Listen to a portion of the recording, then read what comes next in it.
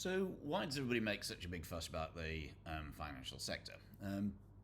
Really, it's for two reasons, and these two reasons mean that it probably it does need regulating more carefully than other sectors. The first reason is that it's very big and influential, and the second reason is that it's risky and prone to market failure. And if we take those two things together, you can see you've got something that's big and risky. That probably means that it's going to need some sort of regulation. So if we start by looking at its size and influence, as we said, the financial sector includes a very large number of organisations, which we looked at in the last video. Banks, insurance companies, and pension firms, just to name three. And if you look at its size, it's not as big perhaps as you think, but nevertheless, it is very big. So if we take the UK, which is if you're doing Educast, the kind of key thing that you need to know something about, it's forming 8 to 9% of GDP. Now, at some levels, that doesn't sound like much, but if you look at it a different way, it's kind of roughly £1 in every 10 that's spent in the UK economy is spent on the financial sector, on something that's providing you with a financial service, one way or another. And anybody who's recently had a car insurance renewal will know why. So it's big. If something happens to the financial sector, that's going to have major ramifications for the economy as a whole. And there's quite a lot of jobs.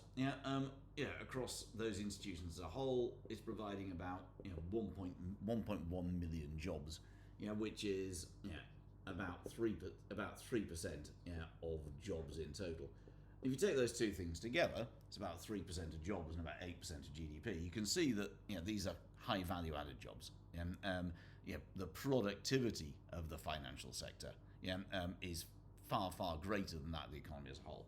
In terms of output per worker, productivity is more than 2 times the UK average.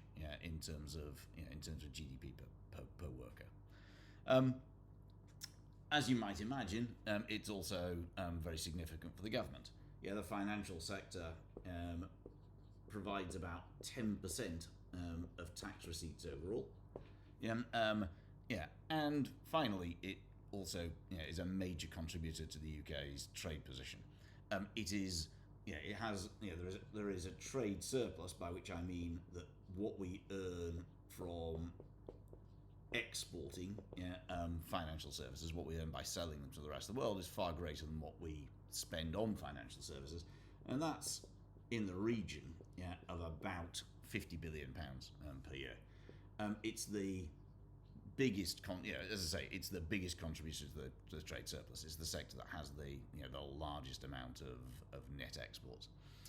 And so that's kind of its macroeconomic significance. If you look at it at a microeconomic level, it's also very significant, because it affects you, me, and businesses all day, every day. So if we think about the microeconomic implications of it, to you and me, So if we look at it, to individuals, how does the financial sector affect you? It affects you in some fairly obvious ways, which is it affects if you want to save. If you don't want to stuff it down the back of a sofa, then you're going to need to find some sort of financial institution, in which to put your money. If you want, a specialist version of that, is pensions. If you want to retire one day, then you're going to need some sort of vehicle through which to save. And pension companies will take your money and invest it across a variety of assets on your behalf. They'll be able to spread your money across a very wide variety of assets, reducing risk. Whereas if you just invest yourself, because you'll be investing smaller amounts of money, you can only put it into a small number of different things. If you want insurance for your house, your car, your life, your health, your pet, then again, this is the way in which the financial sector is going to affect you. So it's affecting you, all day, every day. And if you want to buy something, if you want to use your debit card or your credit card, yeah, then the financial sector needs to be there.